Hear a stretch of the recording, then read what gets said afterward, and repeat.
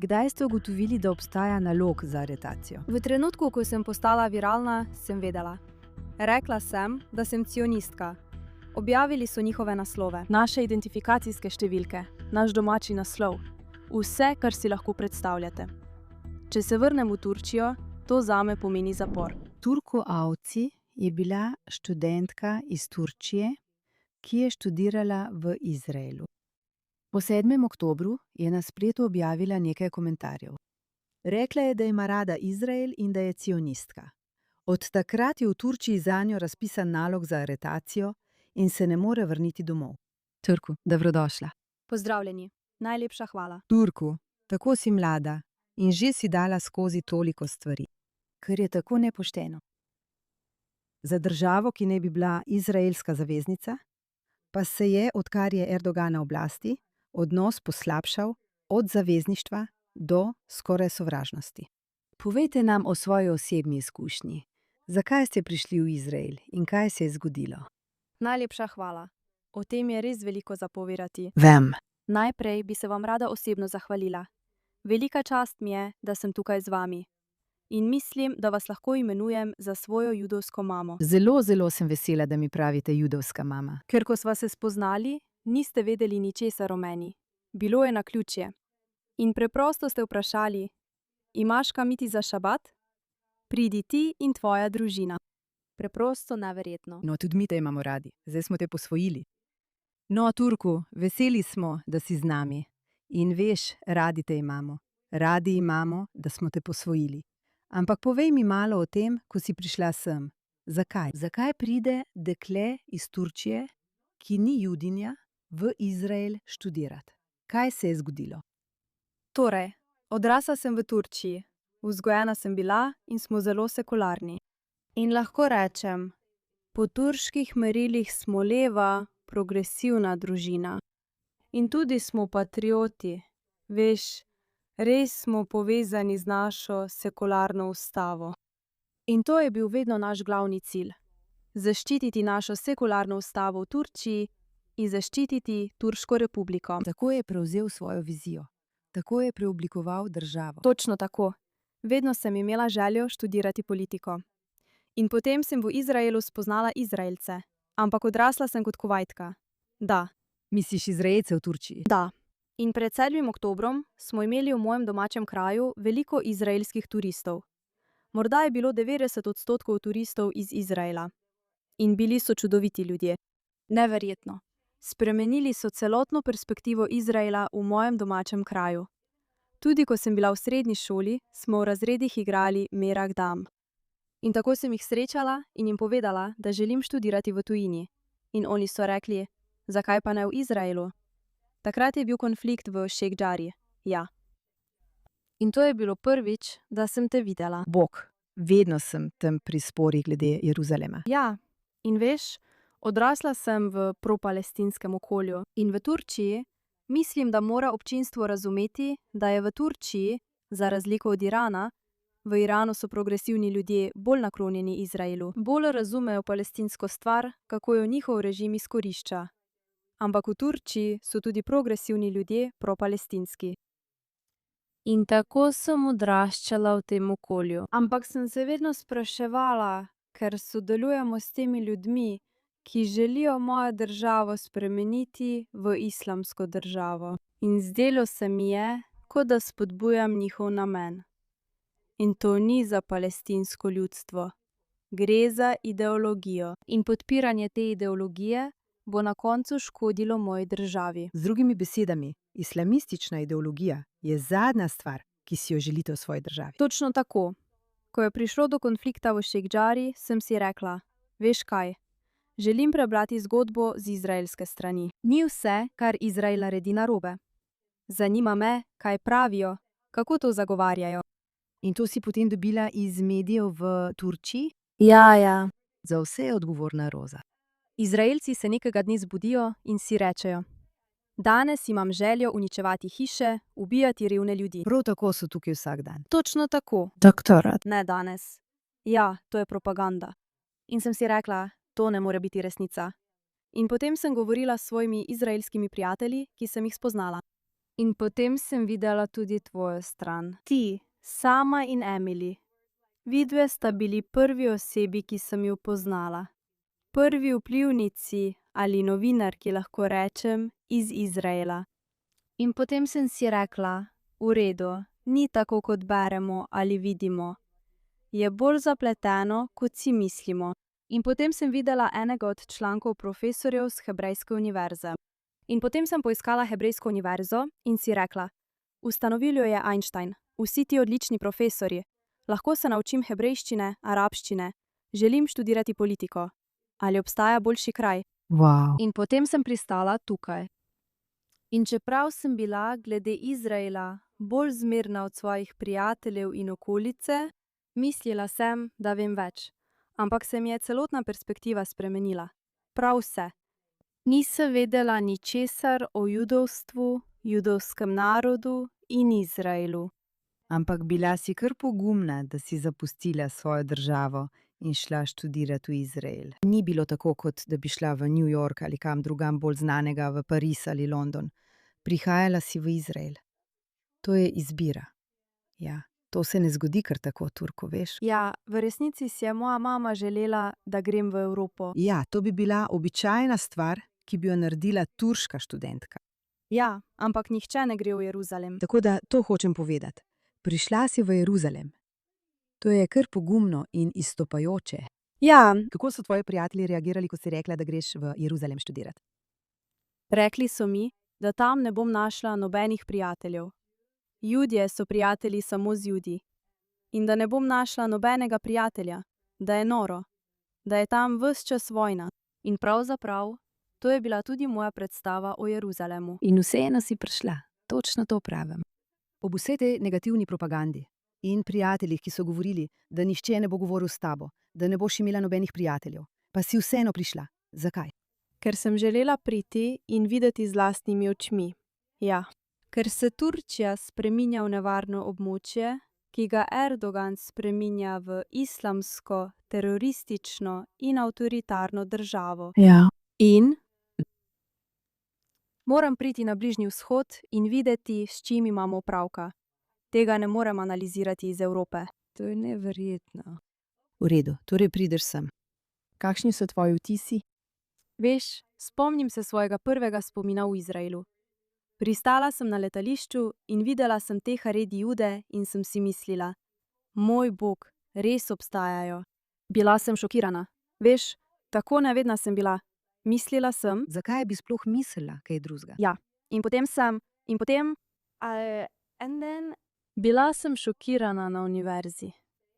Prvi dan sem šla na predavanja in videla študente iz Ramale, študente Zahodnega brega in judovske študente, kristjane, Armence. In bilo je tako šokantno zame, ker študenti iz Ramale, Zahodnega brega, niso pod nadzorom Izraela. In jih vseeno sprejmejo. Da, in bilo je šokantno zame. Nikoli si ne bi mislila, da bi Izrael to naredil. Bila sem kot, wow, tukaj je pa nekakšen apartheid. Da, točno tako. In isti študentje so protestirali vsak teden. Protestirajo. Ja, seveda, protestirajo. V redu. Torej pristaneš tukaj, začneš študirati, se vključiš. Da, kot da bi bilo lahko, ali nekaj takega. Mislim, da smo si podobni, Turki in Izraelci. V angleščini. Da, in Izraelci imajo radi Turčijo. Da. Pravim ti, res imajo radi. Še vedno gledajo, veš. Gledajo turške serije. Točno tako. In še vedno. Zelo me preseneča, ker vsa ta sovražnost in sovražen odnos do Izraela iz Turčije jih ne moti. Še vedno gledajo turške serije, še vedno poslušajo turško glasbo. In to je, ne vem. In kar se tiče turizma, je bila Turčija polna Izraelcev vse do zadnjih nekaj let. In Istanbul je bil prestopna točka. Da, bila sem v Istanbulu 25-krat, ko sem potovala v Španijo. To je bilo glavno prestopno letališče, vendar je, odkar je Erdogan postal sovražen do nas, to vlogo prevzel Dubaj. Ampak zdaj nam povej. Torej, tukaj si vključena, si študentka, greš skozi običajne stvari, skozi katere gredo študenti, še posebej mednarodni študenti. Kdaj so se stvari iz Turčije začele obračati proti tebi in postajati sovražne? Po 7. oktobru. Seveda nisem mogla ostati tiho. In ko so odkrili, da turško dekle ustvarja proizraelsko vsebino in brani Izrael, so začeli pisati vse te novice o meni. Tako si postala glavna novica v Turčiji, ker si bila odkrito proizraelska. Saj si živela tukaj. Ja, Kako je to vplivalo na tvojo družino? Kaj se je zgodilo? Se zjutraj zbudiš in si v časopisu. Ja, bila sem šokirana. Ni šlo samo za časopis.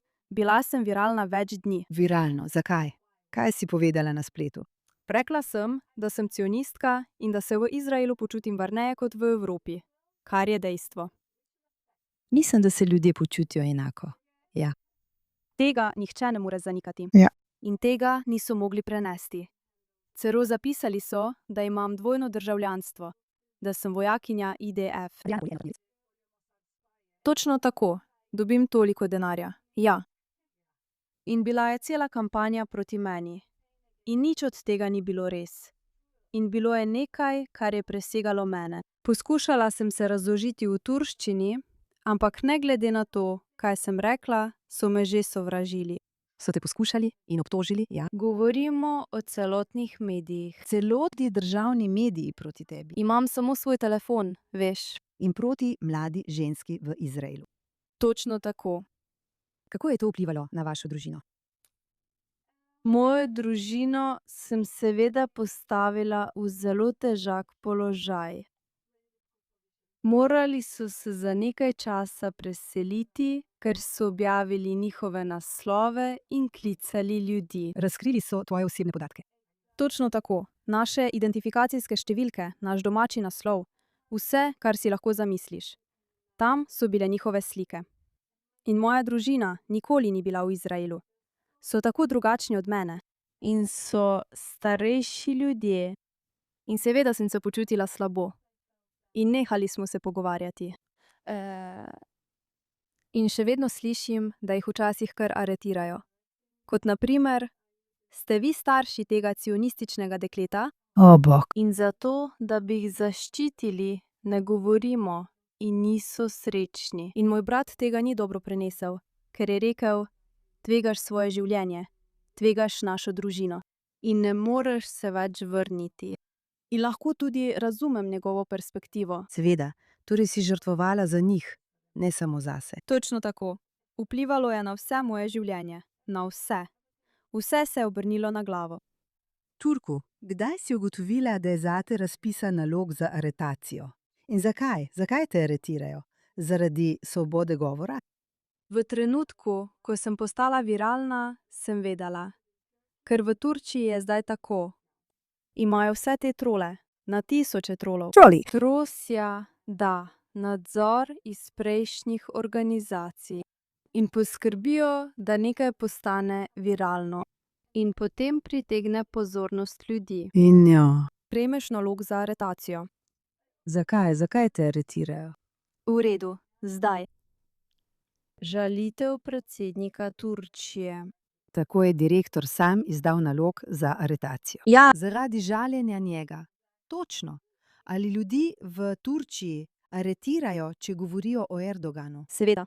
Torej ni več svobodna demokracija, kot je bila včasih. Naj ti nekaj povem.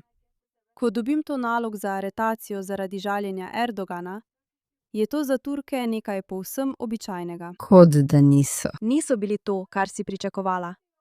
Seveda boš to dobila, to je tako običajna stvar. Ampak ko povem tebi ali nekomu iz Evrope, iz Izraela, so v šoku. Zato je to postalo tako velika stvar v Izraelu. Ampak Turčija je bila nekoč tudi takšna. Da. Pred Erdoganom je bila svoboda govora. Se motim?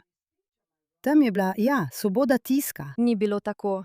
Ko sem bila otrok, ne, sploh ni bilo tako. Imeli smo vse te televizijske programe. Kritizirali so predsednike vlad, predsednike države, res na zelo oster način. Ampak zdaj ne, skoraj nemogoče je. Vsakič, ko nekdo kaj reče, nas je strah zanj. Kot da bo verjetno pristal v zaporu. To je grozno, Tuko. Kako tvoja generacija tam to sprejema? Mislim, ali samo pravijo, da pač tako je in da morajo to prenašati, ali obstaja kakšen odpor? Mislim, vem, da obstaja resen odpor opozicije.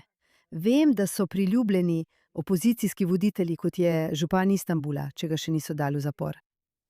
Ali obstaja možnost, da bi Erdogana odstavili na volitvah in bi lahko videli novo Turčijo? Mislim, da je naša največja priložnost zdaj mlada generacija.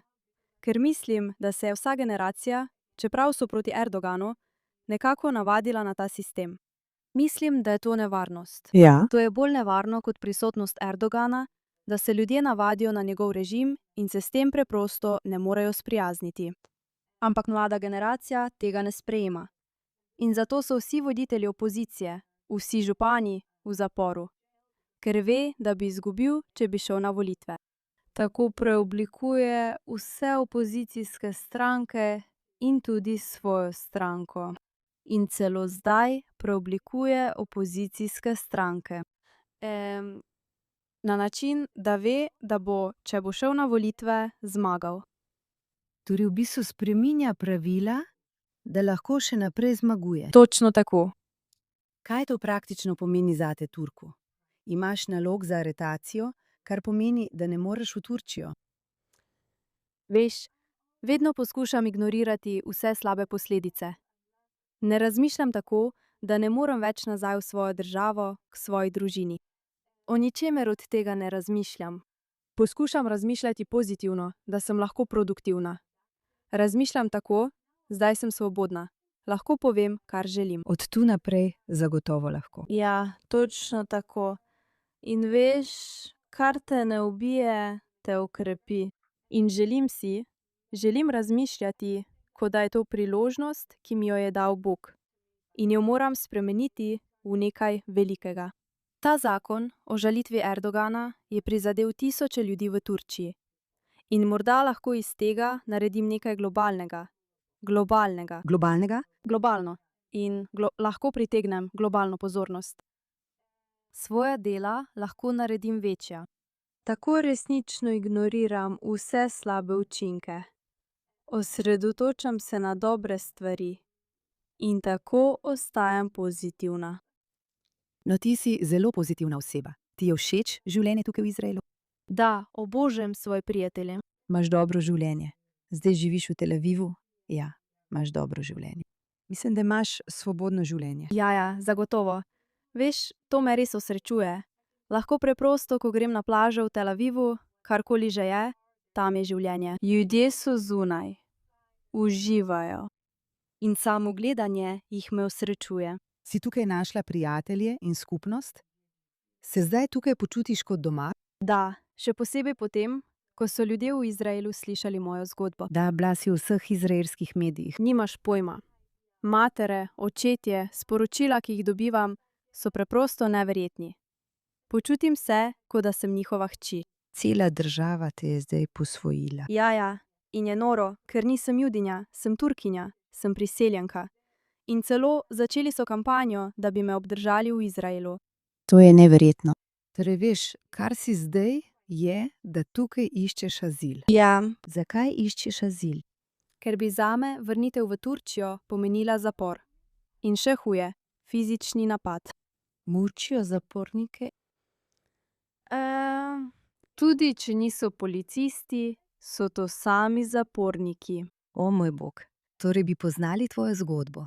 Torej je tvoje življenje v bistvu v nevarnosti. Ja, pravzaprav resna nevarnost. Torej si zaprosila za azil, upajmo, da ga boš dobila.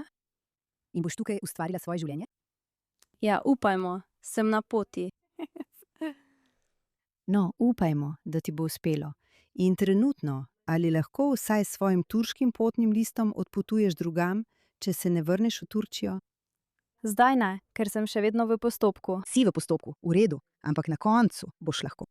Tudi glede tega nisem prepričana, ali bom lahko ponovno uporabila svoj turški potni list, ker če bom uporabila svoj turški potni list in šla v drugo državo, lahko imajo podpisano pogodbo o izročitvi. Ja. Torej vi ljudje ne veste, lahko bi to storili. Drugače pa sem bila povabljena na nekaj konferenc v Miami in Brazilijo, na toliko krajev. Ampak trenutno sem rekla, da ne morem priti. Moram se ustaliti. Mislim, da ravnaš pametno. In če boš dobila azil, boš, upam, kmalu imela izraelski potni list. In potem si popolnoma prava Izraelka. Lahko počneš, kar želiš. Ampak najprej si želim zaslužiti, da postanem Izraelka. Si želiš? Želim si zaslužiti, da bom ljubljena. No, mislim, Turku ni veliko ljudi, ki so šli skozi to, kar si ti doživela. Da si stala ob izraelskem ljudstvu, ob judovskem ljudstvu, in da je to imelo osebno ceno, ker si stala ob judovskem ljudstvu in Izraelcih. Zato mislim, da si nihče ne zasluži tega bolj kot ti, draga. Najlepša hvala. Res ne, hvala. In poleg tega vem, da opravljaš čudovito delo na področju raziskav. Da. Morda nam povej malo o tem, kaj počneš, poleg tega, da zaključuješ študij. Delaš za nekatere zelo pomembne možganske truste. Da, delam za nekaj njih. Ampak zdaj sem v Jeruzalemskem centru za uporabne politike. In v bistvu delamo na tem, da bi več držav priznalo Jeruzalem kot glavno mesto Izraela, pa tudi o radikalnih aktivistih v Jeruzalemu iz drugih držav. Da. Katar, Turčija. Da. In to je pomembno, ker naš davkoplačevalski denar gre za te dejavnosti. Da. In mislim, da bi to morala biti tudi skrb turškega naroda. Ja. Ker tja gre njihov denar, medtem ko trpijo zaradi slabe gospodarske situacije. No, veliko je tega, imaš prav. Ko sem bila namestnica župana, smo razumeli, da je na vzhodnem delu Jeruzalema veliko zelo negativnega turškega vpliva, radikalizacije, podeljevanja štipendij za pošiljanje otrok na radikalne univerze. In želiš, da turško ljudstvo ve, kam gre njihov davkoplačevalski denar. Točno tako, ja. Ali vas turški mediji še vedno vabijo, da govorite? Ali so vas zdaj tudi oni bojkotirali? Mislim, da jih je strah. Ker zadnjič, ko sem bila povabljena, sta tako televizija kot voditeljica sama plačali visoko ceno. Wow, samo zato, ker sta me intervjuvali? Ja, in povedala sem čisto običajne stvari. Koliko časa smo preživeli v zakloniščih. In enkrat sem rekla, danes nismo slišali nobenih siren. Bilo je mirno. In res je bilo mirno.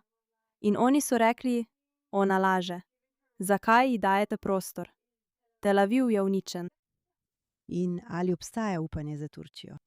Mislim, da moramo verjeti. In ker je to v Izraelu, mislim, da je razumevanje takšno, da bo naslednja država, velika država, strateška država, s katero bomo imeli velik problem po Iranu, upajmo, ko bo ta končno padel, Turčija. Ja. Veš kaj? Dokler je Trump tam, ne vidim, da bi bil kakšen problem. Ampak Trump ne bo tam zavedno. Ima še 2,5–3 leta. Ja, in zdaj bodo Turki jezni name. Ampak na koncu želi Erdogan postati voditelj muslimanskega sveta. To je tisto, kar želi narediti. Želi obloviti Osmansko cesarstvo. Kaj ne? Ja. In na primer, naš notranji minister je rekel, da so njegove sanje postati guverner Jeruzalema. Guverner Jeruzalema. Naš nekdanji minister je rekel, da lahko žrtvujemo 300–400 tisoč turških vojakov, da bi osvobodili Jeruzalem. Povej mi, ali je Izrael nevarnost, ali so ta ministrstva nevarnost za Turčijo? Seveda, tista ministrstva, kot na primer kakšna... Retorika je. To? Ja. No, želi ponovno vzpostaviti Osmansko cesarstvo. Zdaj se vidi kot vodja muslimanskega sveta. Zato je nevaren. Ampak kdo ga bo priznal za vodjo muslimanov? Ne, vsi bodo na strani Savdske Arabije. Savdska Arabija mu tega ne bo kar tako prepustila. Živi v blodnjah. Pravim ti. Tudi Palestinci. Niso nas hoteli pred 100 leti. Odločili so se sodelovati s krščansko-britansko vojsko proti muslimanski, turški, osmanski vojski. Niso nas hoteli. To morajo vedeti. Morajo nehati prodajati laž, da so živeli v miru pod osmansko vojsko. Ne, tako zelo nas niso hoteli. Oslepili so na tisoče turških vojakov. Mučili so in tukaj smo izgubili vojno. Izgnali so nas od tukaj. In potem so izgubili vojno proti Judom. In še vedno, zakaj bi to moral biti moj problem? Zakaj bi to moralo ogrožati mojo državo, moje vojake po stotinah let? Kot da nimamo ničesar, kar bi morali z Izraelom rešiti po diplomatski poti. O vsem se lahko pogovorimo. Še vedno lahko kritiziramo vlado Izraela. Ja, Ampak nimamo razloga, da bi bili sovražni drug do drugega. Nobenega razloga. absolutno ne. Razen tega, kot si rekla, želi biti voditelj muslimanskega sveta. In očitno je ena od poti do tega, da napade zgodno judovsko državo. In radikalizirana Turčija. Tako se je Iran radikaliziral z uporabo palestinske zadeve. Izrael je naš sovražnik, Amerika je naš sovražnik. Moramo vlagati v vojsko, moramo se boriti. Moramo vlagati v posredniške sile, kot to počnemo zdaj s Hamasom. In na koncu naši ljudje trpijo zaradi tega gospodarstva. In še vedno poskušamo vlagati v nekaj, v grožnjo, ki sploh ne obstaja. Ja, ki so si jo izmislili. V bistvu duhovi, ki so si jih izmislili. Tukaj ali so večina tvojih prijateljev še vedno sekularni?